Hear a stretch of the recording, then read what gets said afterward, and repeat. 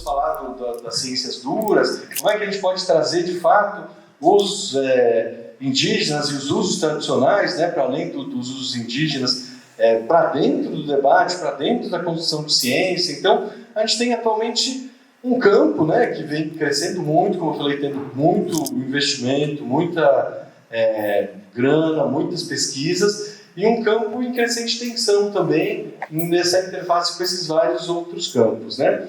Daí, só para falar rapidamente sobre a questão dos usos clínicos dos tratamentos, né? Eu acho que é isso, como eu falei, a gente tem a iboga, a ibogaína, a ayahuasca, né? O cogumelo, a gente tem ketamina, que eu nem falei aqui, a gente tem várias plantas e substâncias, e várias delas tinham no seu uso tradicional uso para vários sentidos, mas um deles também para cura, para cuidar, para tratar. E no Brasil a gente tem, né, eu acho que esse campo da ayahuasca, que se expandiu muito, a gente tem vários usos, por exemplo, de ayahuasca, como eu falei, desse uso que eu ajudava aí de ayahuasca para recuperar a população de rua, a gente tem uso de ayahuasca com egressos do sistema prisional em Rondônia, a gente tem comunidades terapêuticas usando ayahuasca, usando rapé, usando iboga, ibogaína. Então a gente tem várias práticas que vêm sendo desenvolvidas com essa substância, seja dentro da ciência, seja fora. E no Brasil a gente tem o uso de ayahuasca de forma ritual, a gente tem o uso de iboga e ibogaína no contexto hospitalar, e daí a gente tem a ketamina, que é um anestésico que tem um efeito que nem um psicodélico, né, mas não é exatamente um psicodélico e tal, e que se usa para tratamento de depressão e tal, né? Mas é isso, eu vou encerrar minha fala para deixar todo mundo falar e espero ter dado uma boa introdução.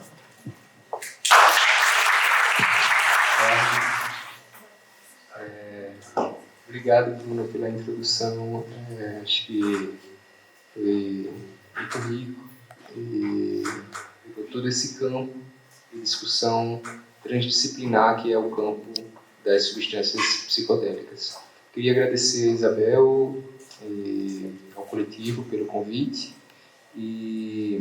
Então, quando eu pensei em trazer, né, o que eu pensei em trazer aqui como colaboração à mesa, é parte da minha experiência prática enquanto pesquisador, enquanto psicólogo, né, com essas substâncias. Contextualizando, eu faço parte de um grupo de pesquisa.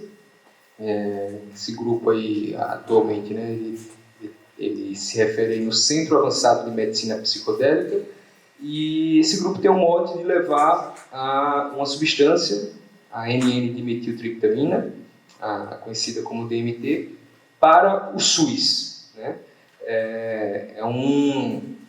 Para que a gente consiga esse objetivo, é um percurso que a gente tem. Então, eu pensei em trazer como é que se dá esse percurso de desenvolvimento de uma intervenção clínica dentro dessa perspectiva aí da saúde, dentro da saúde, como que a gente está pensando em levar isso, né, no contexto de saúde pública. Então, contextualizando um pouco, para que a gente desenvolva uma intervenção dentro do campo da saúde, por exemplo, a gente precisa ir passar por determinadas fases e ter determinados estudos, né? Na minha trajetória eu acabei tendo algumas experiências nessas fases desses projetos aí, desses processos de pesquisa. Contamos para que a gente consiga utilizar, por exemplo, uma substância em humanos, né, a gente precisa ter tudo aí um background, ter tudo um arcabouço de estudos anteriores que a gente chamaria de estudos de base. Esses estudos de base, eles vão dar aí, são super importantes e vão levantar, é a partir deles que a gente vai conseguir levantar hipóteses, né, entender mecanismos básicos de ação. A partir desses estudos eu tive uma experiência, a convite da pesquisadora Luísa Lotus e do professor Siddhartha Ribeiro, de colaborar com a elaboração do protocolo de estudo de base, no caso um estudo científico, com a LSD. E foi super interessante, assim, o de desenvolver esse protocolo de suporte psicológico e também fazer o acompanhamento a essa pesquisa, né, no momento da dosagem. Esse estudo ele não é um estudo clínico. Eu vou explicar um pouquinho qual a distinção, né, já que ele não estava ali tendo um alvo terapêutico específico. E após esse estudo, eu tive uma outra experiência com a DMT, né, um estudo também científico que não era propriamente um estudo clínico, a gente chamou de DMT-COG, onde a gente estava tentando compreender aí, entender melhor como que era o funcionamento de mecanismos básicos aí cognitivos dessa substância. Então, por que eu estou trazendo isso? Para ilustrar o campo do que a gente chamaria de estudos pré-clínicos. Esses estudos pré-clínicos, eles ocorrem em geral com animais, né, in vitro, por exemplo, e são estudos onde a gente vai ver a segurança dessas substâncias, a segurança e como essas substâncias elas se relacionam aí com o organismo. Ok, passar desses estudos pré-clínicos, a gente entra nos estudos clínicos, nos estudos com humanos, né?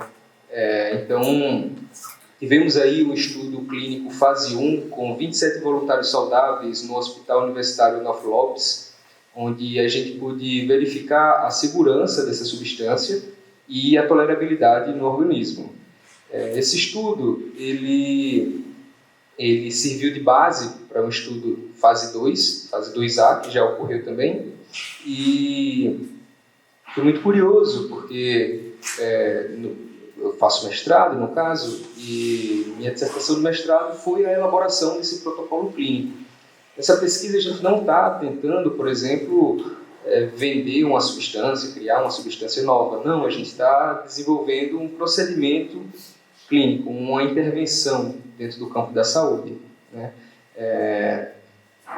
E passamos pela essa primeira fase, fizemos um fase 2, no caso um fase 2A, onde contamos aí como um alvo terapêutico a depressão resistente ao tratamento. Por que esse alvo terapêutico com relação a essa intervenção?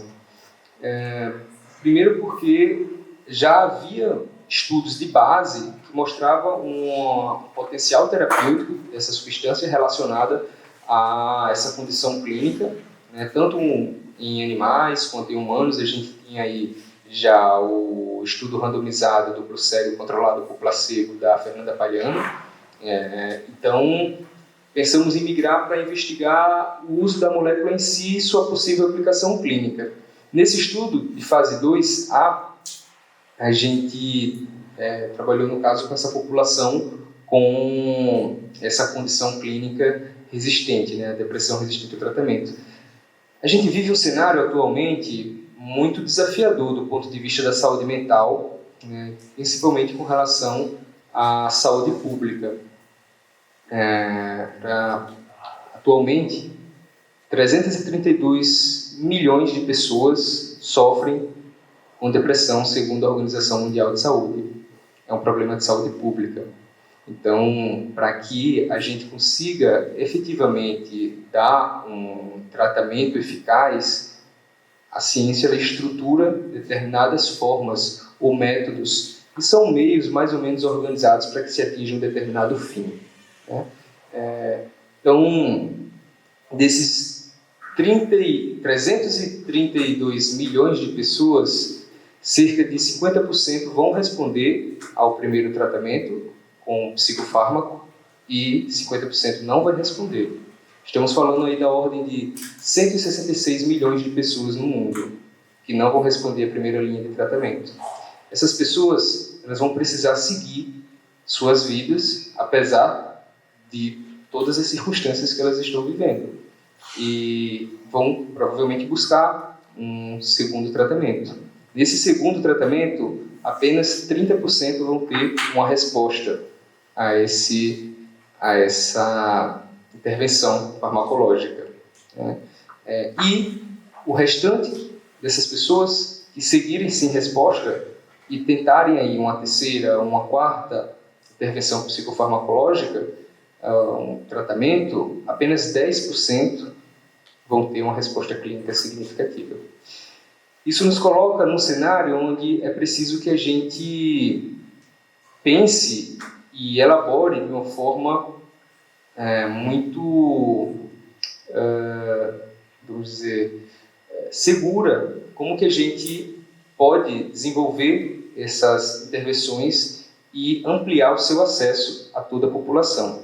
Então, um dos caminhos possíveis para isso é o caminho da ciência, das ciências. Não existe a ciência, existem ciências.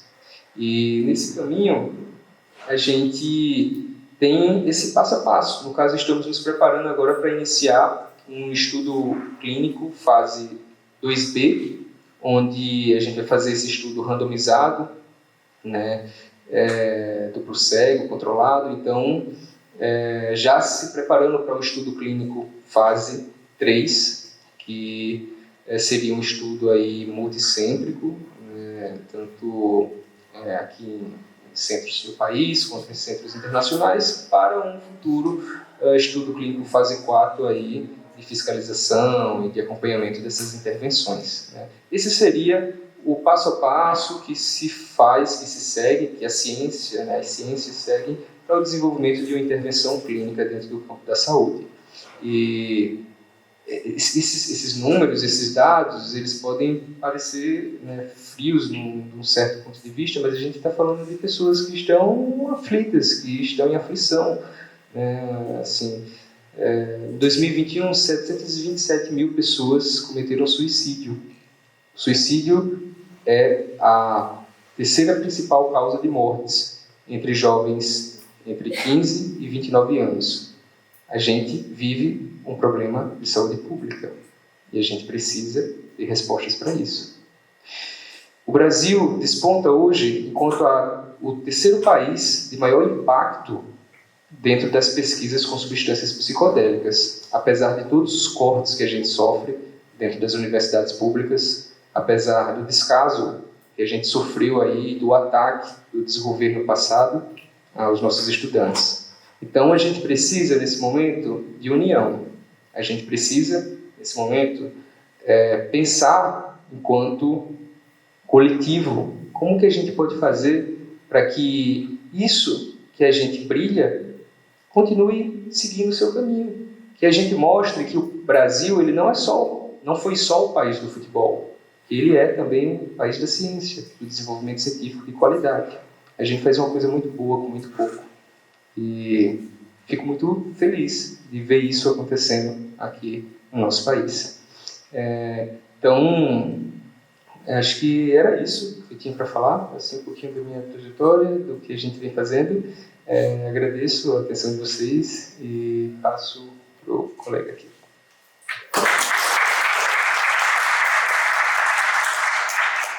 Obrigado, Anderson. Obrigado, Bruno. Vou passar então a palavra para a professora Isabel, para fazer aí uma intervenção mais antropológica aqui, né?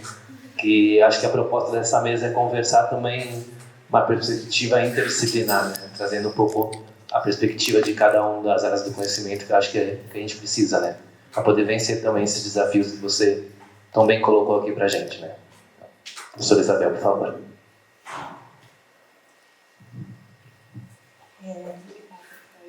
Então, boa tarde a todas as pessoas de novo. Quero, reiterar os agradecimentos que eu já fiz à comissão organizadora da Semana Acadêmica de Antropologia, também o Bruno, o Anderson, o Sérgio, agradecer por toparem esse convite. E, enfim, eu achei super legal essa demanda de ter uma discussão sobre saúde na Semana de Antropologia e trazer esse evento interdisciplinar. Eu acho bem relevante para pensar o lugar e o papel da antropologia em diálogos interdisciplinares, no diálogo com o campo da saúde, no diálogo com as políticas públicas e no diálogo com questões contemporâneas centrais, né? Então, acho que tem a ver também com qual o lugar e o papel da antropologia na mediação dessas tensões envolvendo biomedicina e povos indígenas, saberes tradicionais, que o Bruno mencionou um pouco. Então, eu vou tentar falar um pouco sobre essas questões, né? E, assim, mas antes eu queria só contextualizar uma coisa que eu mesma até fiquei incomodada, a gente conversou um pouco sobre isso, só para dar um contexto, assim, que eu tinha recebido esse convite, né, do Calante, e aí teve um dia que a gente estava na casa do Bruno, eu falei, tá, e o Bruno, a gente já tinha meio pensado em fazer um evento, e aí eu falei, tá, vamos fazer uma mesa, e foi uma coisa meio na empolgação, assim, Mas depois eu mesma fiquei pensando, falei, nossa, tá, mas aí uma mesa, né, psicodélicos com pessoas brancas e, enfim, sem, né, com... Mas, assim, eu só quero destacar que eu acho fundamental ter mais representatividade, mais diversidade na discussão sobre esse tema e, particularmente, a presença de pessoas indígenas, né? A gente até conversou sobre isso, pensou na possibilidade de incluir alguém, porque a gente sabe que tem pessoas indígenas aqui, né, nossas vizinhas, que compartilham o território com a gente, que também estão fazendo uso dessas substâncias e também estão interessadas nessa discussão, mas, enfim, isso não é exatamente o tema dessa conversa de hoje, mas que eu acho também pensar no lugar da antropologia nessas conversas, que para poder construir um espaço de discussão com pessoas indígenas que de fato seja respeitoso e simétrico, a gente precisava de um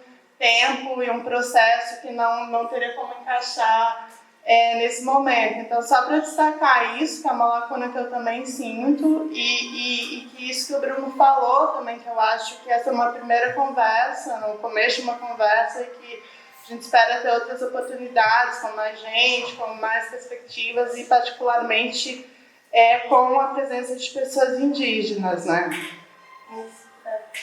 Então, assim, eu acho que só para sistematizar, eu acho que tem duas questões centrais quando a gente pensa o lugar e o papel da antropologia nessas discussões, que passam por questões que já foram colocadas nas falas tanto do Anderson quanto do Bruno, né?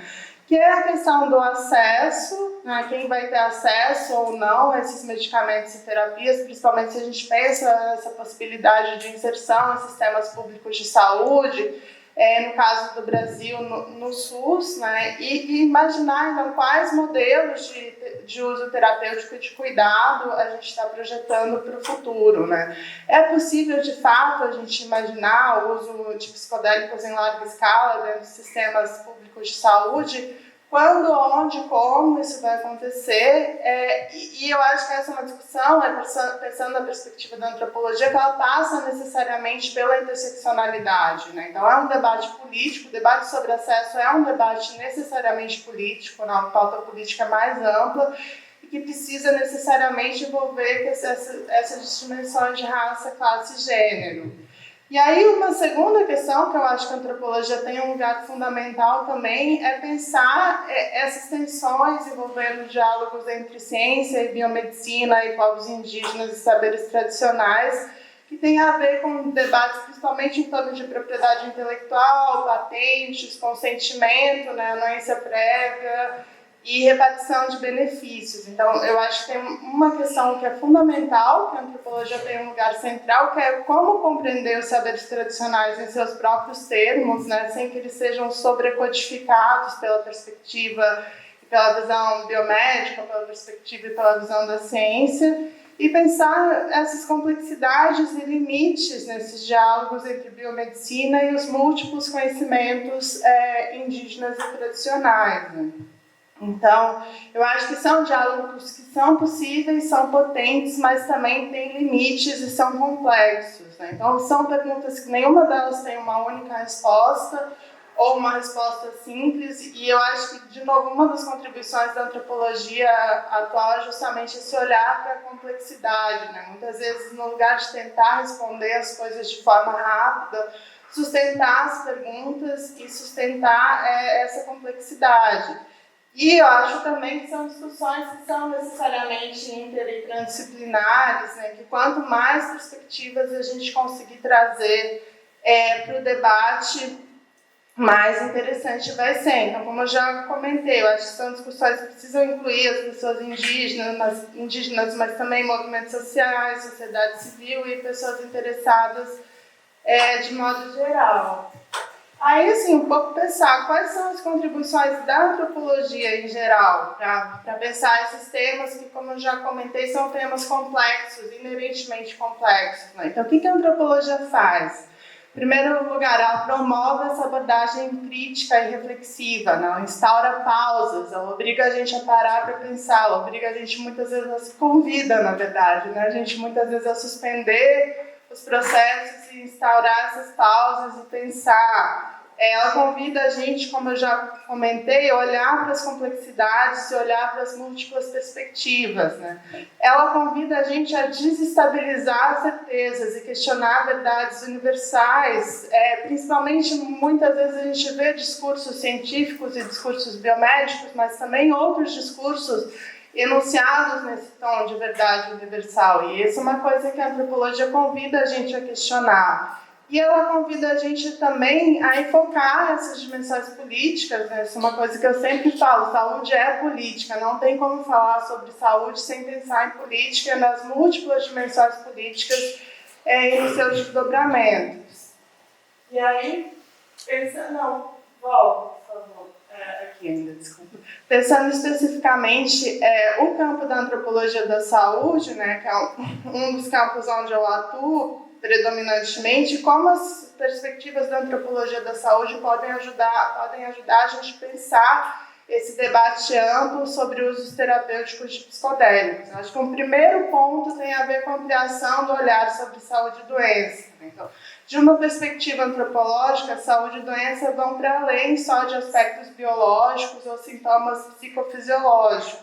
Acho que tem um questionamento também, principalmente nesse diálogo com saberes tradicionais, mas também saberes populares, né? Múltiplos outros saberes sobre saúde e doença, um questionamento da dicotomia cartesiana entre corpo e mente, que é predominante no modelo biomédico ocidental, e essa proposta de pensar a saúde e doença como fenômenos que são complexos e multifatoriais. Então, muitas vezes a gente olhar só para a dimensão do sintoma, né, do psicofisiológico, a gente vai entender uma parte do processo, mas tem muitas outras coisas envolvidas, né? Essas experiências de saúde e doença são influenciadas pelos contextos, por aspectos culturais e pela dimensão subjetiva. E a doença não é uma coisa estática, não é uma entidade que existe em si, né? É um processo dinâmico que requer interpretação e ação, envolve negociação de significados contínua entre diferentes atores, né?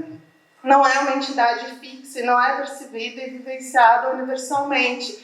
E os próprios índices, né, os sintomas que vão sugerir que algo seja classificado como uma doença ou como um problema, eles também variam, dependem do contexto e não são necessariamente restritos ao corpo ou aos sintomas corporais, né? Os próprios processos terapêuticos, eles são complexos, eles não são consensuais, eles envolvem uma sequência de decisões, vários atores, interpretações divergentes e muitas vezes não são lineares. Isso é uma coisa que a gente vê, mesmo se a gente ficar restrito ao campo só biomédico, né? Muitas vezes, vamos imaginar, sei lá, 15 médicos tratando o mesmo paciente, a mesma pessoa paciente, muitas vezes eles não vão chegar a um consenso sobre o que está acontecendo ou sobre qual é o diagnóstico, né? Então, de maneira geral, as perspectivas antropológicas sobre saúde e doença implicam nessa postura que é crítica, reflexiva, mas também respeitosa, né?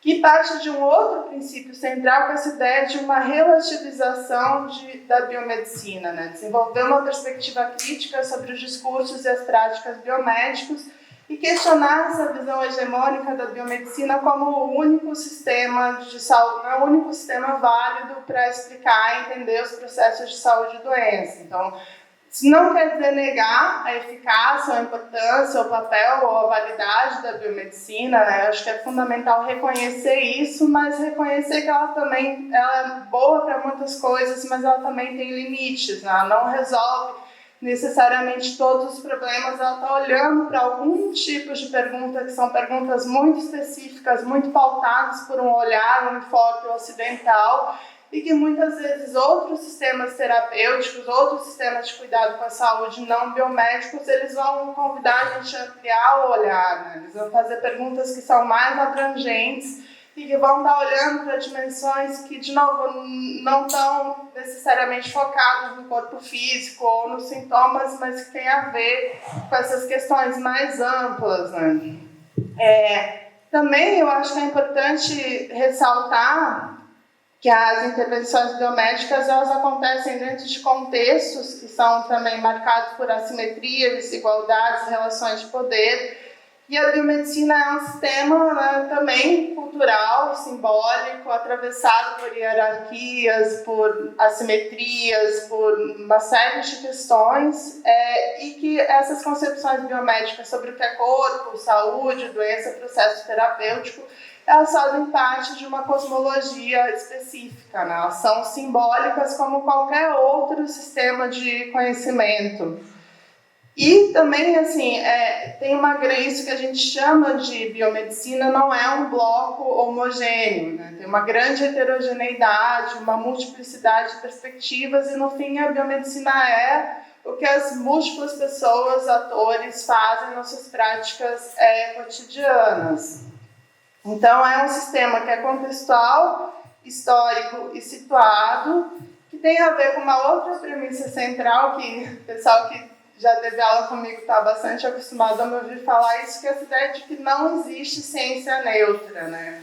Que tem muito a ver com olhar também para quem são os praticantes da ciência, quais são os discursos dessas pessoas e esses atravessamentos envolvendo questões políticas, econômicas, sociais e culturais. Então, qualquer produção de conhecimento ela é diretamente influenciada pelo lugar de fala das pessoas, o que conecta com essa questão que eu falei no início sobre o questionamento do discurso de verdade e universalidade que é presente na biomedicina e na ciência ocidental de modo geral. Então, como eu já comentei, de uma perspectiva antropológica, a biomedicina não é necessariamente mais válida ou mais eficaz do que outros sistemas de cuidado com a saúde. E esses outros sistemas não biomédicos muitas vezes estão voltados para responder outras perguntas mais amplas, perguntas que às vezes a própria ciência, a própria biomedicina não está fazendo ou não tem ferramentas para responder, e por isso eles devem ser compreendidos nos seus próprios termos, né? Então, acho que um dos grandes desafios nos diálogos entre biomedicina e ciência, de modo geral, e saberes tradicionais, é justamente como não impor critérios, categorias e parâmetros que venham de uma perspectiva ocidental e tentar compreender esses saberes nos seus próprios termos. E tem uma questão que a antropologia da saúde mais contemporânea traz, que eu acho fundamental, que é pensar essas dimensões políticas dos processos de saúde e doença, principalmente para a gente que está vivendo no Brasil, no sul global, na América Latina, né? Então, acho que tem uma série de questões que têm a ver com assimetrias, desigualdades, e como o Bruno comentou também, os impactos do colonialismo, né? Isso, conectando com a questão da relação com os saberes tradicionais, a biomedicina e o colonialismo são dois processos que tiveram e ainda têm uma ligação muito estreita, né? Então, ao longo desse processo de invasão dos territórios indígenas, muitas vezes a biomedicina se impôs e se sobrepôs de forma muitas vezes violenta sobre outros sistemas de cuidado com a saúde não biomédicos. E muito do conhecimento biomédico e da farmacologia, em particular, tem como base saberes indígenas e tradicionais que foram expropriados sem consentimento, sem anuência prévia, sem reconhecimento dos detentores desses conhecimentos e sem nenhuma iniciativa de repartição de benefícios. Então, eu acho que essa perspectiva histórica é muito importante para a gente pensar as relações entre biomedicina, medicinas tradicionais indígenas e psicodélicos, principalmente na América Latina e no sul global, porque, por um lado, a gente tem essa herança colonialista violenta, mas, por outro lado, no Brasil, a gente tem uma oportunidade ímpar de talvez construir um processo de diálogo de outra forma, né? Porque a gente tem aqui múltiplos usos dessas substâncias que são classificadas como psicodélicos. A gente tem, ao mesmo tempo, múltiplos usos indígenas e tradicionais, a gente tem os usos urbanos, religiosos, que, né, se multiplicam das mais variadas formas que a gente pode imaginar. A gente tem um vasto conhecimento antropológico acumulado e a gente tem ciência psicodélica de ponta, né? Então, a gente está num lugar que a gente tem uma oportunidade, talvez histórica, única de realmente construir um espaço de diálogo mais simétrico entre essas diferentes formas de conhecimento. E eu acho que a antropologia tem um papel fundamental nesses diálogos e nessas mediações. Como trazer essas reflexões da antropologia da saúde para o tema mais específico do renascimento psicodélico? Eu acho que o primeiro ponto é relativizar esse enfoque na substância em si, né? ou nas próprias intervenções farmacológicas, porque, de novo, isso não quer dizer negar a importância dos fármacos. Eu acho que eles têm um papel muitas vezes fundamental, principalmente em situações emergenciais, né? Como o Anderson colocou hoje, a depressão é um problema de saúde pública global, mas são problemas que são muito complexos e que a gente não vai resolver de forma sistêmica e estrutural só com fármacos, né? A gente precisa pensar em intervenções que contemplem outras dimensões. Então, acho que o fármaco é uma ferramenta, mas ele não vai, por si, resolver esses problemas que estão situados nesse campo do que a gente chama de saúde mental, né? Eu acho que o imaginário biomédico, o imaginário ocidental, de forma mais geral, ele é muito focado nessa ideia das balas mágicas, né? Uma substância que vai resolver todos os problemas e cada hora muda, né? Então, agora os psicodélicos são a bala mágica da vez, mas eu acho que a gente precisa pensar em intervenções mais amplas, mais complexas, né? Manter esse olhar crítico sobre a perspectiva biomédica e os experimentos clínicos, principalmente nessas zonas de encontro ou desencontros com os saberes indígenas, e entender que nesse diálogo com os saberes tradicionais, e mesmo dentro da biomedicina, né, não existe um consenso a respeito do que é cura, né? As pessoas podem estar usando essa palavra, né, cura, processo terapêutico, intervenção farmacológica, mas querendo dizer diferentes coisas a partir daí. E aí eu queria trazer um pouco essa dimensão do protagonismo político indígena nesse cenário do renascimento psicodélico, porque, de novo, eu acho que é uma questão que a gente tem, né, o privilégio de poder estar acompanhando de perto aqui no Brasil. Como o Bruno comentou, nas últimas décadas, né, a gente tem visto uma intensificação da agência política, do protagonismo indígena em vários campos, inclusive nas redes da ayahuasca, nesse campo dos psicodélicos, entre aspas, de forma mais ampla, né? E muitas questões, né, muitos debates públicos que antes eram feitos sem a presença indígena, hoje em dia, felizmente, né, as pessoas indígenas estão reivindicando cada vez mais protagonismo e presença nessas discussões. Se a gente pega o caso da ayahuasca, acho que tem alguns temas chaves, né, como o tema da patrimonialização, mas também o tema das patentes, da propriedade intelectual e das pesquisas biomédicas envolvendo essas substâncias, moléculas que muitas vezes são, né, detidas tradicionalmente por comunidades indígenas. Então, eu acho que isso oferece um contraponto com os discursos biomédicos hegemônicos, porque as pessoas indígenas estão trazendo outras formas de pensar sobre essas plantas, sobre esses seres, para além dessa visão focada em moléculas, em substâncias, em princípios ativos, né? Então, se a gente vê os discursos indígenas, muitas pessoas vão dizer a ayahuasca não é, de forma enfática, né? A ayahuasca não é um psicodélico, ela não deve ser vista como uma molécula, é um ser vivo, dotado de agência, de intencionalidade, que é uma fala que traz implícita essa crítica ao enfoque biomédico na substância em si, né? Um princípio ativo que pode ser extraído, sintetizado, testado em laboratórios, em ensaios clínicos, né?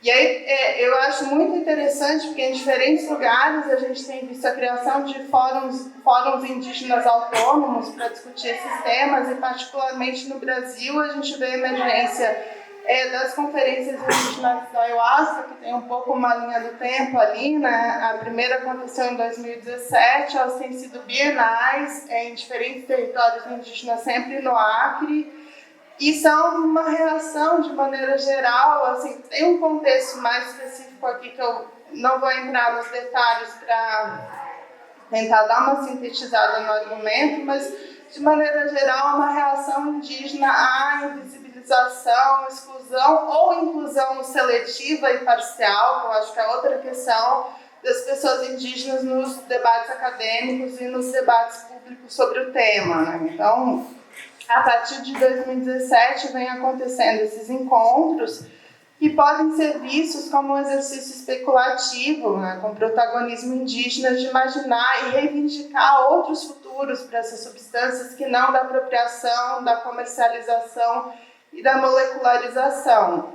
E aí, a edição mais recente da Conferência Indígena da Ayahuasca, então, foi em janeiro de 2025, na terra indígena Rio Gregório, do povo Yawanawá, no Acre, e já tem uma próxima conferência anunciada para 2027, e tem também, que eu coloquei ali embaixo, um evento que é o Fórum Mundial da Ayahuasca, que está anunciado para 2026, que está sendo organizado em parceria por organizações políticas indígenas e instituições de pesquisa e ONGs internacionais. Então, acho que é um espaço também experimental. Estou bem curiosa para ver o que vai acontecer, inclusive, porque é a primeira vez que tem essa parceria desde o início na organização do evento.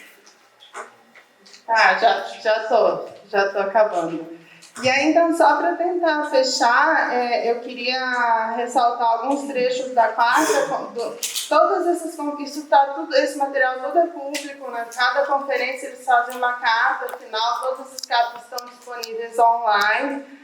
E eu queria destacar alguns trechos da carta da quarta Conferência Indígena da Ayahuasca, que aconteceu em 2022 no Instituto Yorenka Tassorense, que é território Axaninca, no Acre. Teve representantes de 35 povos indígenas do Brasil, de outros países como Colômbia, Equador, Peru, México e Canadá. E aí a carta traz alguns trechos que vão questionar explicitamente essa percepção da ayahuasca como uma molécula ou como um psicodélico, né? Então, aí citando,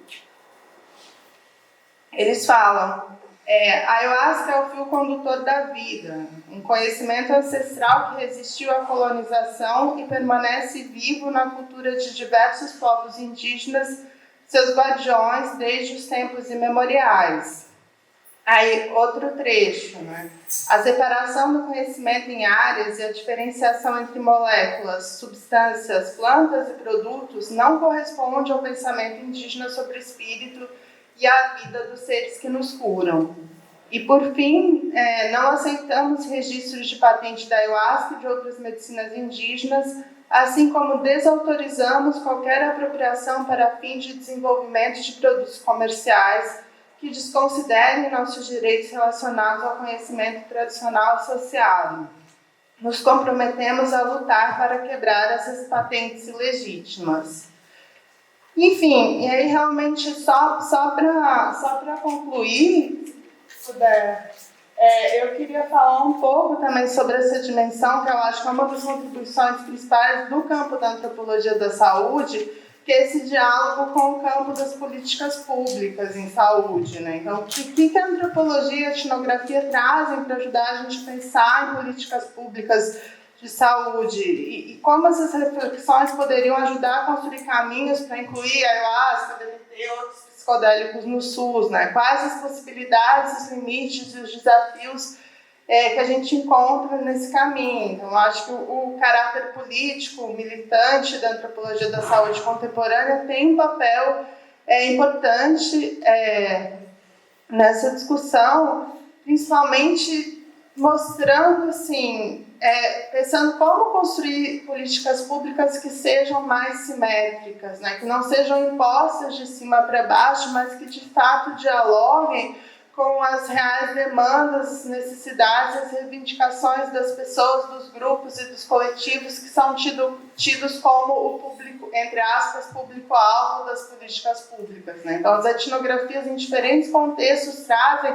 ferramentas muito importantes para ajudar a gente a pensar, repensar e construir políticas públicas mais adequadas e que eu acho que isso é importante para a gente pensar esse tema dos psicodélicos no SUS. E aí, só para realmente fechar, e pensando essa questão de como incluir os povos indígenas e o debate sobre repartição de benefícios numa perspectiva mais ampla nesse diálogo com as políticas públicas, né, e pensando questões de saúde mental que também hoje são enfrentadas nos territórios indígenas dos mais diferentes lugares, inclusive aqui, nossos vizinhos, em Santa Catarina e Florianópolis, né? Então, como que a gente poderia pensar acesso a esses medicamentos e terapias dentro de terras indígenas ou grupos indígenas vivendo em contextos urbanos? É possível imaginar a participação de pesquisadores indígenas nas pesquisas e ensaios clínicos em andamento? Qual vai ser o papel dos especialistas indígenas de saúde? Né? Teria como a gente construir políticas públicas que também dêem lugar para os especialistas indígenas em saúde, que é uma demanda das pessoas indígenas, do movimento indígena, que esses especialistas em saúde sejam reconhecidos e valorizados e remunerados, né? Enfim, são muitas perguntas que a maioria delas a gente não tem respostas, né? O que pode ser bom, por um lado, assim. Mas eu só, para realmente encerrar, queria dizer que eu acho que é fundamental, eu achei muito legal trazer essa discussão também interdisciplinar, né, para uma semana de antropologia, porque eu acho que a antropologia tem um papel fundamental para ajudar a gente a pensar sobre essas questões com a complexidade que elas precisam ter.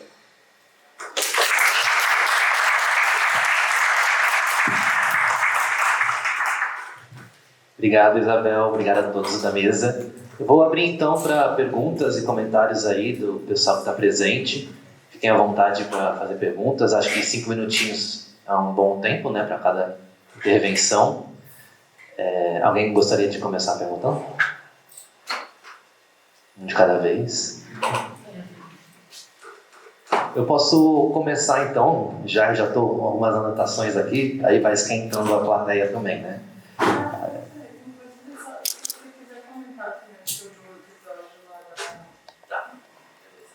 A gente tinha conversado antes, né, pensando na mesa. Eu estou fazendo um trabalho de campo numa ecovila, que é do Santo Daime, aqui em Florianópolis, né, no norte da ilha, na Vargem Grande. E eles tinham uma parceria, né, com a Associação Cannabis Sem Fronteiras, que é uma associação importante aqui de Floripa e nacionalmente, né, responsável por fornecer o óleo de cannabis, né, para tratamento de diferentes aspectos na área da saúde, né, para mais de 400 famílias. E recentemente, há 2 semanas atrás, houve uma operação de polícia lá na ecovila que prendeu, né, o presidente da associação e o jardineiro também que cuidava das plantas, né, de cannabis, maconha, e foram apreendidos, né, mais de 800 pés da planta e 150 mil reais em óleos de cannabis, né, que seriam destinados a essas famílias, assim. Então a gente está vendo ainda hoje, né, próximo de nós, a perseguição, a criminalização de uma associação terapêutica, né? Eles foram acusados de associação criminosa, de tráfico, enfim, aqueles argumentos racistas, né, que a gente já conhece, que tem uma finalidade política muito determinada, que é prender população preta, pobre, e agora essas pessoas que estão buscando, né, o auxílio através dos psicodélicos, né, para tratamento, que a gente sabe que tem sido cada vez mais efetivo, mas infelizmente ainda esbarra em questões judiciárias, né, legislativas e políticas muito fortes, assim. Então acho que seria interessante trazer também esse relato na nossa mesa aqui, né. Infelizmente isso ainda acontece na contemporaneidade, né. Pesei um pouco o clima, mas aí eles estão também, já foram liberados, né, da cadeia, estão bem assessorados por advogados e estamos aí lutando na justiça para regularizar a situação e voltar ao atendimento necessário aí. Então, eu queria fazer uma pergunta, né, uma intervenção assim, aí para o Bruno, também para o Anderson, um pouco em diálogo com a professora Isabel falou, né, porque a nossa orientadora em comum, a professora Jean Langdon, né, aí a Bel trouxe isso para a gente, ela diz, né, que a cura não está só na substância, né, ela gosta de enfatizar isso, né, e então a cura também está nas relações e nos contextos, né, que as pessoas vivem, assim. Então eu queria saber o que vocês pensam sobre as substâncias em cápsulas, né, vocês que têm mais dessa área da psicologia, e aonde ficaria o aspecto social desse ponto de vista, né. Por exemplo, com a microdosagens, né, que tem sido cada vez mais também evidente, de cogumelos e tal.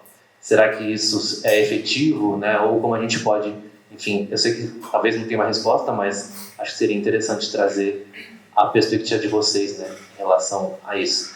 E também só, talvez, chamar a atenção para essa questão da categorização que o Bruno muito bem fez para a gente, né, desse panorama, assim, chamar a atenção para a categoria de enteógenos também, né, que é uma categoria que tem sido comentada hoje em dia também, para falar dessas substâncias psicodélicas, que significa o Deus dentro de si, né, uma busca pelo espiritual, pelo religioso, que também é feita, talvez não pela ciência, né, mas pelos povos nativos, vamos dizer assim, que fazem uso da substância. Então, acho que é um termo interessante que seria bom também colocar aqui, né.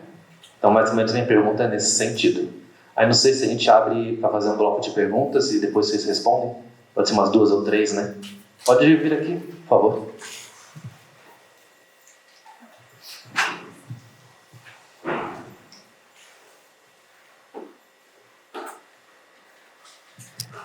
Oi, boa tarde. Peço desculpas pelo meu portunhol, que é assim, aos poucos, mas vou tentar. Eu sou antropóloga, sou professora visitante aqui na UFSC, e a primeira coisa que achei, estou voltando de México e depois trabalhei na Argentina. E que se uma palestra assim ia acontecido no México, na Argentina tinha mais um advogado e mais um policial. Por quê? Porque não é a causa apenas um prejuízo. É que acho que mexe com alguma perspectiva que a Isabel trouxe, que tem a ver com a desigualdade e como as drogas circulam, tem parte da desigualdade social no acesso. Eu vou falar apenas de um exemplo do campo, que acho que resume toda a experiência do que eu preciso transmitir para vocês. Na área onde eu trabalhei, na prevenção da Covid, fazendo pesquisa de campo, tínhamos meninos que roubavam no centro de saúde, no posto de saúde. E eles roubam as drogas. Nós não temos ayahuasca, tem todas as outras, as efedrinas, as ketaminas, todos os psicofármacos que têm algum efeito sedativo, que tem efeito sobre a vontade, o sonho. E eles fazem misturas, e isso é o Tutsi, não? Que não sei se vocês leram que tivemos um tríplice femicídio na Argentina, no dia sábado, que é um femicídio de meninas prostituídas por conta do consumo de drogas, que eles fazem esse trabalho de carregar a venda e de relacionamento com o tráfico. E eles não consomem a cocaína que é custosa, eles consomem essa merda que pegam dos avós, porque, por exemplo, também é muito comum que eles roubam na casa dos avós que recebem medicina para o Parkinson, por exemplo.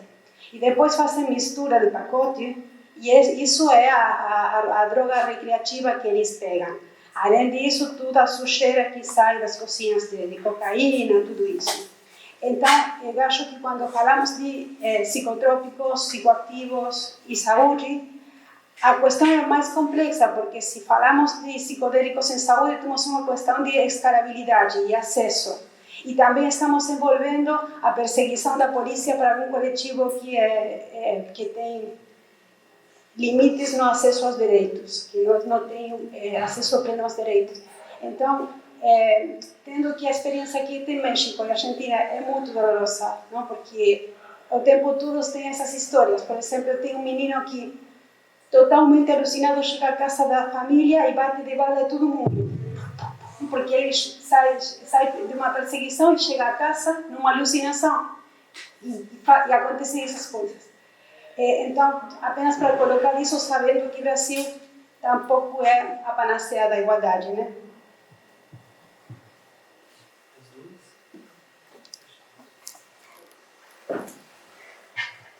Oi. Eu gostaria que vocês comentassem um pouco, né, acho que também é legal a presença de psicólogos aqui, sobre a questão da comum intervenção medicamentosa que vem sendo feita em pessoas, principalmente jovens, né? Comentou, são mais de 300 milhões de pessoas mundialmente com quadros de depressão, e acho legal o debate de pensar nessa normalização da intervenção medicamentosa a quadros que não necessariamente são psíquicos, mas uma reação a um adoecimento que é social, né? Não necessariamente individual. Então, eu acho que hoje em dia é muito comum a gente ver jovens que estão adoecidos pelas faltas de perspectiva, falta de trabalho, enfim, um meio ambiente colapsando, um capitalismo que faz a gente produzir, pessoas dentro da própria academia. Quem conhece gente aqui na UFSC que é pesquisador sabe qual que é a situação. E acho que a gente tem esse debate hoje assim muito intenso, né, de pessoas que estão sendo medicadas, basicamente dopadas de um adoecimento que não é individual, né, e que não necessariamente a cura também não é individual.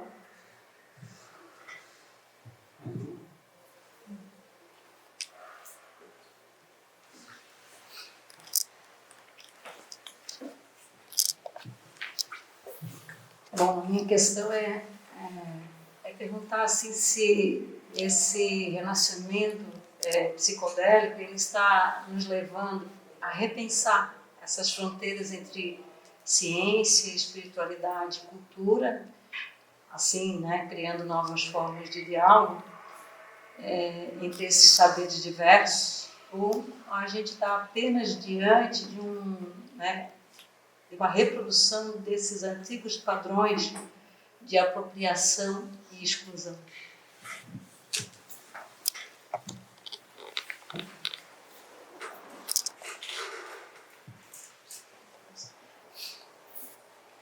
Olá. Então, eu vou tentar... São 3 perguntas, né? 4 perguntas, né? E, de alguma forma eu vou tentar passear aqui rapidamente, talvez por ter um campo comum a elas. Quando a gente fala em ciência, né, vem aí uma ideia de um ser que tudo sabe, que tem a resposta certa, verdadeira e correta para tudo. Mas, na verdade, são saberes. Existe aí uma ideia de que se tem uma bala de prata que resolveria todas as questões, né? Isso é uma ideia falsa. Não é verdadeira essa ideia. O que a gente vê é que o adoecimento, a doença mental, ela é um sintoma social. Ela, apesar de ser um sintoma social, ela repercute e ela é sentida no indivíduo. Porque o que acontece nas estruturas macrosociais afetam o micro. E o micro vai afetar, de alguma forma, o macro. Esse é o paradigma da complexidade, Erika Morin. Então, se a gente pensa aqui em, de alguma forma, encontrar um caminho aí comum, discutir e elaborar, necessariamente a gente vai precisar discutir aí elementos de base do processo psicopatológico, por exemplo. A gente vive uma sociedade hoje extremamente adoecida. As pessoas estão doentes. Estão doentes porque a gente vive um ritmo frenético. Nossa sociedade capitalista nos força a cada vez mais e dormir cada vez mais tarde e acordar cada vez mais cedo. Então, a gente está dormindo pouco. A gente passa a se alimentar de fast food, a gente passa a comer porcaria porque não tem tempo para parar, tem que trabalhar. Então, parece que não, mas a própria alimentação afeta a nossa saúde mental. O corpo, essa visão descartiana, né, de divisão aí corpo e mente, isso é só para fins didáticos. E se a gente for na prática olhar, não tem essa divisão, como as tradições nos colocam. Né? De certa forma, a gente fala de uma unidade. A maioria das tradições, pelo menos aqui, as que eu fui exposto, tive contato, de alguma forma, não veem aí essa distinção entre espírito, corpo, mente, né? O que supostamente se chama de cura seria uma cura comum a todas essas dimensões, não haveria distinção. Isso é coisa da ciência, quebrar as coisas cada vez mais, para que elas fiquem cada vez mais diminutas, porque supostamente a gente saberia se relacionar melhor. quebrando as coisas diminutas porque seriam menos complexas. É uma visão, né? Não quer dizer que é correta. É uma visão. De fato, a gente vive uma questão de saúde pública. De fato, a gente está vivendo um momento difícil da nossa sociedade. Pessoas sofrem. Isso é comum. É comum a nós, humanos. Se eu tenho uma certeza nessa vida é que a gente tem uma experiência comum aqui com todos. Todos nós, em um determinado momento, experienciamos o sofrimento. Ele é real. Ele é sentido. O que a gente vem desenvolvendo, essa intervenção aí, que teve todo esse resultado, né? Acho que eu não falei um pouco do resultado terapêutico que a gente encontrou. Então, essa intervenção ela se mostrou muito eficaz no tratamento dessa condição clínica que a gente está chamando aqui de depressão resistente. E principalmente ao suicídio. 78% dos pacientes que participaram desse estudo clínico fase 2A tinham algum risco suicida. Algum risco de suicídio, desculpa. 40% desses pacientes, cerca de 40%, tinham um risco grave. E cerca de 40% tinham um risco moderado. Com uma única intervenção, no dia seguinte, em D1, esse número foi zerado. Nenhum paciente apresentava mais risco suicida. Ok? Bem interessante, bem robusto esse dado no campo da saúde. A gente foi verificar com 7 dias como é que estava esses pacientes. Em 7 dias, 85% dos pacientes ainda respondiam a essa intervenção. Com um mês após essa intervenção, 53% dos pacientes ainda sustentavam a remissão sintomática. O que eu estou trazendo aqui é que o sofrimento ele é estrutural, num certo sentido, mas ele repercute a um nível individual. E pessoas estão, nesse momento que eu estou falando para vocês, pessoas estão se matando. Isso não é brincadeira. Isso é uma questão de saúde pública. É interessante ver, né, as perguntas que aparecem, porque eu acho que esse é um tema que dialoga com várias questões, e daí eu acho que é muito fértil, né, para gerar várias discussões aqui. Primeiro pegar o que o Fred comentou sobre, né, que os processos de cura, né, as relações, né, onde as substâncias estão inseridas, eu acho que isso é fundamental a gente entender, porque a substância ela não cura em si, o que é esse curar também, né? Então tudo é isso, é sempre uma substância em meio a seres humanos que vão usar, falar sobre elas, colocá-la num lugar ali em que ela pode curar ou não, tá, né? Então, quanto menos a gente reificar esse lugar, acho que da bala mágica, né, da substância que vai lá e cura por si, não importa quem está usando, em que contexto. Eu acho que isso é muito importante, até para a gente ir vendo como esse contexto, esse processo, ele é naturalizado na biomedicina, mas ele está presente ali também, né? Então, tem um outro livro que eu li de um antropólogo muito bom, vários anos atrás, que chama O que é o Medicamento, e que ele faz um pouco essa leitura desse processo social da construção de que uma molécula passa a ser uma molécula que evidentemente cura, né? A construção desse lugar de evidência. E quais são os processos que acontecem nos laboratórios, né, farmacêuticos, para você poder mostrar assim, o paracetamol, né, reduz a febre, reduz tal coisa e tal. Então, eu acho que é muito interessante, porque é um processo social que constrói esse lugar de uma molécula que tem evidência terapêutica, tal, né?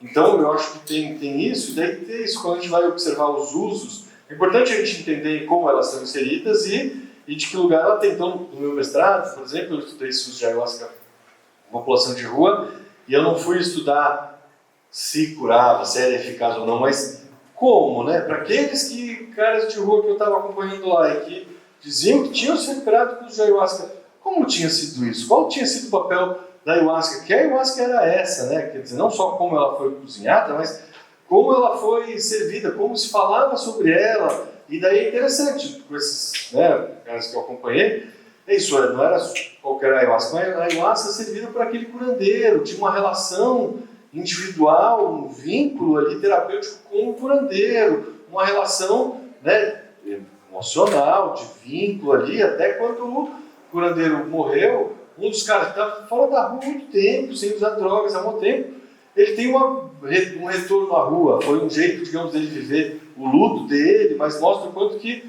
o que tinha curado ele da rua, né, até porque a rua não é uma doença, né, então é interessante esse termo, assim, essa recuperação da rua, ele vive o luto dele voltando para a rua um tempo e tal, né, então acho que isso para mim mostra muito esse lugar de que é isso, é a substância inserida num contexto, em um contexto de relações entre pessoas, o que se fala, como se usa, né? Então tem tudo isso aí que eu acho que não é meros detalhes, né? Apêndice do trabalho verdadeiro que se faz com a substância ali, né? Então tem até a gente vai falar um pouco dessa repartição intelectual sobre o estudo sobre drogas, né? Que daí tem lá os cientistas de ciências duras, das neurociências e tal, que estudam as substâncias mesmo. Daí o pessoal da área de humanas vão estudar esses outros enfeites em volta, né? O que se entende sobre, os discursos sobre, não sei o que lá. Mas essa separação não existe, na verdade, né? Essa separação que a gente vai fazer entre sujeito, né, a substância e o contexto, ela é meramente, na verdade, pedagógica, né? Porque é isso, como se fala, o que se diz sobre a substância, o que ela é, se ela é uma planta viva, tem um espírito que se comunica com você, ou ela é um aglutinado de moléculas de DMT e de beta-carbolinas. Tudo isso vai mudar não só como você entende, mas como você experiencia e como aquilo que é feito, aquilo vai ter, na verdade, né? Então, é fundamental a gente olhar para tudo isso. Eu acho muito boa a sua pergunta, assim. Um outro ponto, acho que a professora visitante, né, trouxe aí dos outros usos lativos, eu acho isso muito interessante também, até para a gente pensar como essas plantas, essas substâncias estão circulando, né, num capitalismo tardio, né, em que, de fato, por exemplo, você ter acesso, né, então, ao LSD de boa qualidade, você vai estar circulando nos contextos que aquilo está circulando. Para você circular nesse contexto, você tem que ter grana, você tem que ter acesso, né, e isso com as várias substâncias. É interessante quando se fala do Tulsi, é uma substância que chegou há não muito tempo no Brasil, e que na verdade não é uma substância, mas é um termo que se fala e que deriva do Tulsi, que é uma substância, mas várias desses Tulsi não tem Tulsi, na verdade, tem um aglutinado de várias outras coisas lá que vão dar algum barato, né? Então a gente tem esse campo dessas várias substâncias, né, que vão sendo inventadas, design drugs, né, as drogas que vão sendo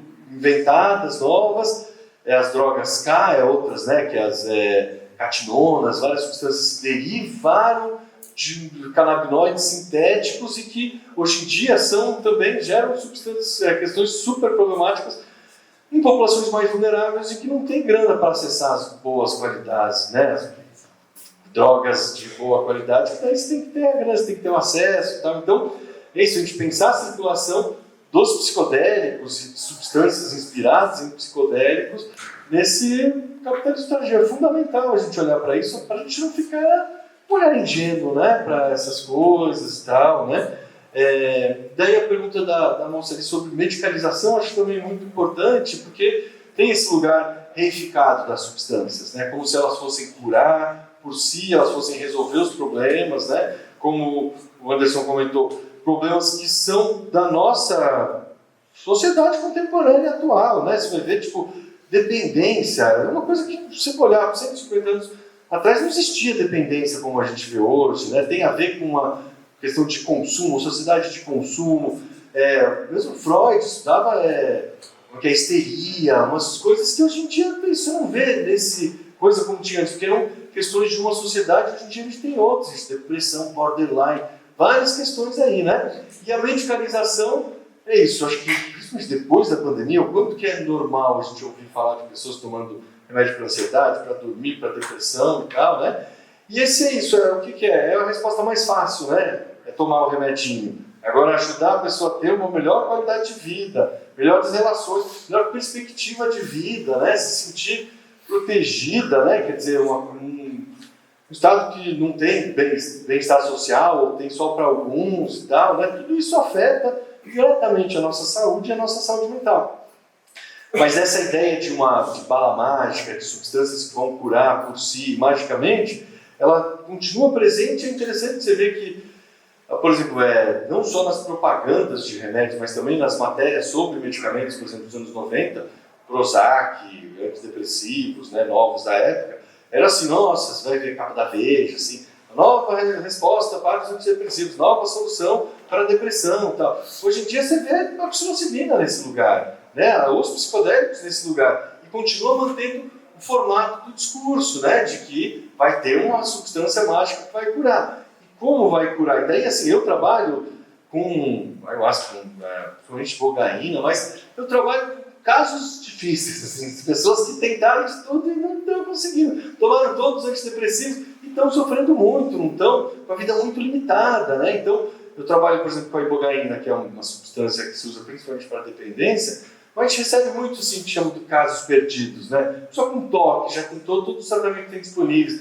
com depressão, já tentou tudo que tem disponível. Falei, eu quero alguma coisa, né? Então, é interessante nesse campo também a gente tem um movimento de pacientes que vêm tentando e desenvolvendo práticas, protocolos, né? Então também tem estudos muito bons de antropólogas sobre esses usos, esse desenvolvimento de protocolos entre, né, sobreviventes da psiquiatria, que a gente chama, pessoas que já tentaram tudo e sobreviveram a esses tratamentos, mas não estão bem e tal, né? Então, eu acho que é um campo muito importante ver essa questão da medicalização e como tem essa interface com os psicodélicos, né? Daí só para comentar sobre o renascimento psicodélico, esse repensar dessas relações, né, esses diálogos. Eu acho que é isso, esse renascimento, né, até você critica muito esse termo, né, porque tem a ver com uma ideia de iluminismo, né, e de uma nova razão sobre a coisa e tal.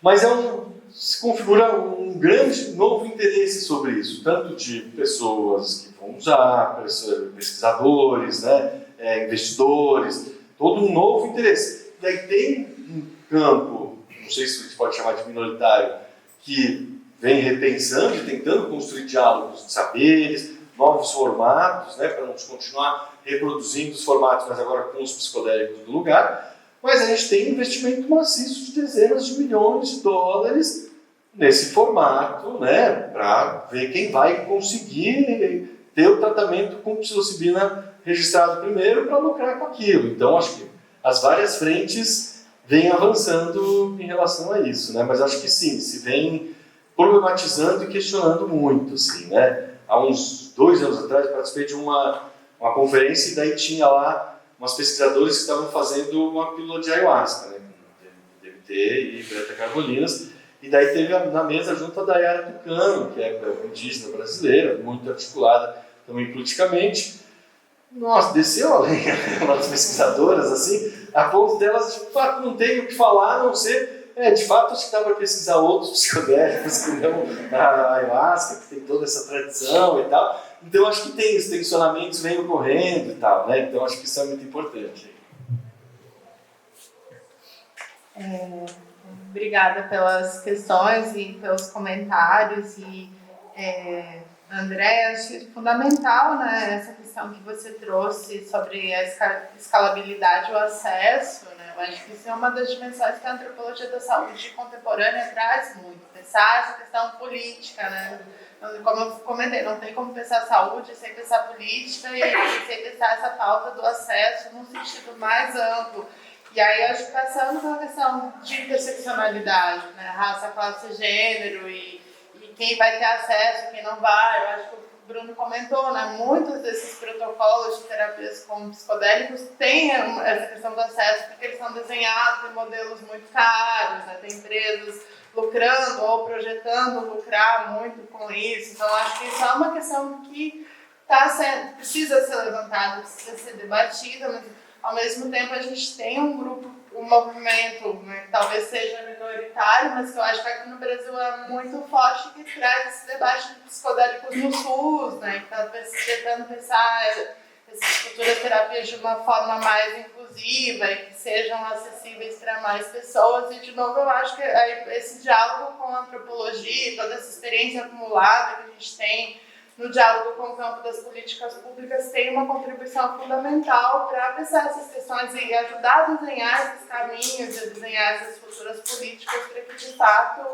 a gente espera que elas possam ser mais justas, menos desiguais, mais assimétricas, mais inclusivas, né? Então, mas, sim, com certeza são caminhos desafiadores, ainda mais nesse cenário contemporâneo que o Bruno comentou, né? Que a gente está vivendo de capitalismo tardio, neoliberalismo, então não são questões fáceis, assim. A questão da medicalização, da medicamentalização, eu até abri aqui para falar o nome certinho, porque essa semana a gente estava num outro evento também que aconteceu simultâneo, a Semana de Antropologia, que foi o Colóquio do Transes, que é um outro grupo de pesquisa do PPGAS, né, que chamava Antropologia e Devires Pós-Capitalistas, e a gente falou muito sobre essa questão que você trouxe, pensando tanto assim, como, porque eu acho que tem várias questões, né? Eu acho que essa medicamentalização, os fármacos, eles são uma tentativa de solução, entre aspas, individualizante, de questões que, como foi colocado, né, são estruturais e, como você trouxe, são sociais e são coletivas. Por isso que eu acho que esse é um dos pontos que aponta para os limites das intervenções medicamentosas. E, de novo, não que elas não possam ser valiosas, ferramentas importantes, principalmente em situações de crise, né, momentos de tensão, assim, mas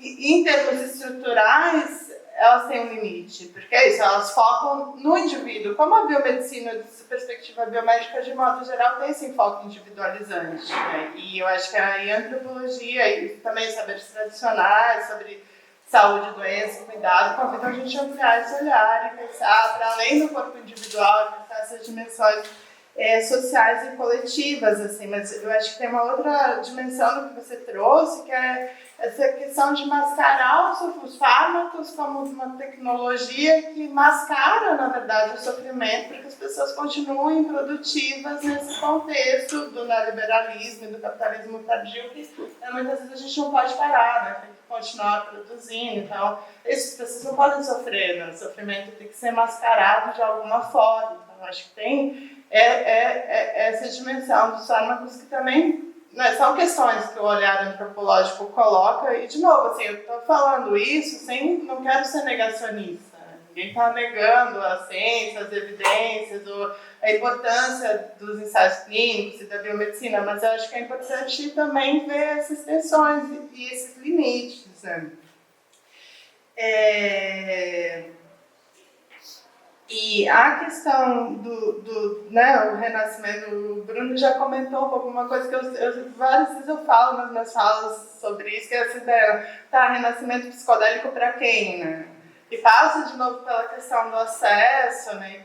Que muitas vezes parece um discurso meio glamouroso, assim, para um tema que na verdade é super complexo, conflituoso e controverso, assim, mas o que eu acho, assim, de maneira geral, é que num primeiro momento tinha muito uma esperança, assim, de que essas nova onda de pesquisas biomédicas pudesse levar uma reflexividade mais ampla, até sobre o próprio modelo dos ensaios clínicos, repensar uma relativização mais ampla por parte da própria biomedicina e da ciência ocidental de modo mais geral, mas eu acho que de maneira geral não é isso que aconteceu. De maneira geral, o que a gente tem visto é um interesse cada vez maior dos setores corporativos, da indústria farmacêutica, muita grana envolvida e uma captura de grande parte desse movimento, principalmente na Europa, nos Estados Unidos, por esses interesses do grande capital. E aí a temática das patentes, eu não falei muito sobre isso, mas eu acho que é um dos eixos transversais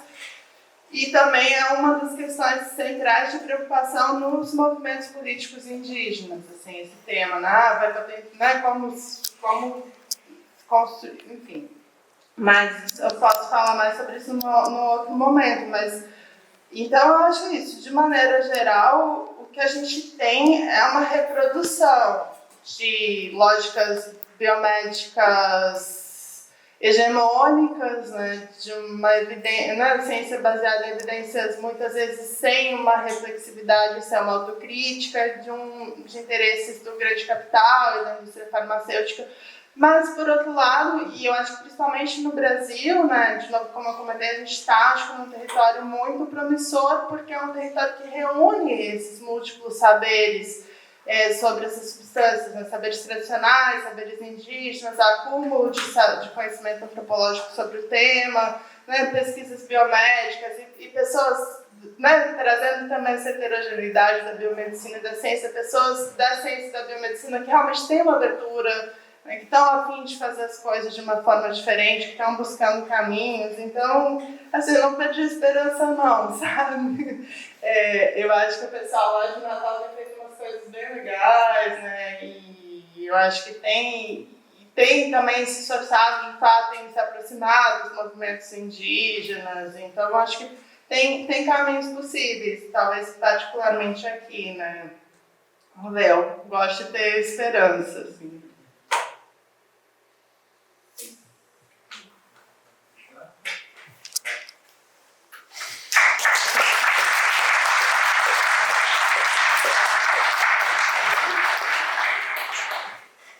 Enfim, gente, só para fechar, quero agradecer mais uma vez, né, a organização, o convite, a parceria, a presença de todas as pessoas. Foi, né, e como eu disse, acho que é o começo de uma conversa. Espero que a gente possa ter mais oportunidades para discutir esse tema também com mais pessoas, mais perspectivas.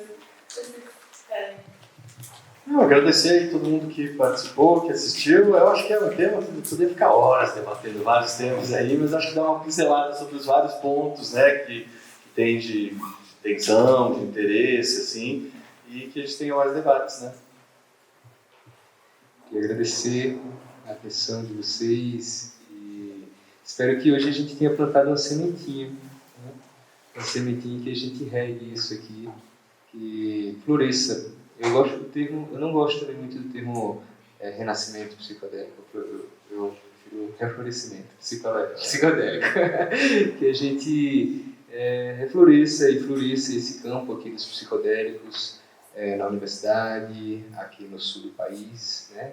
E, enquanto coletivo, a gente pense isso para que possamos trilhar da melhor forma juntos esse caminho. É isso, muito obrigado.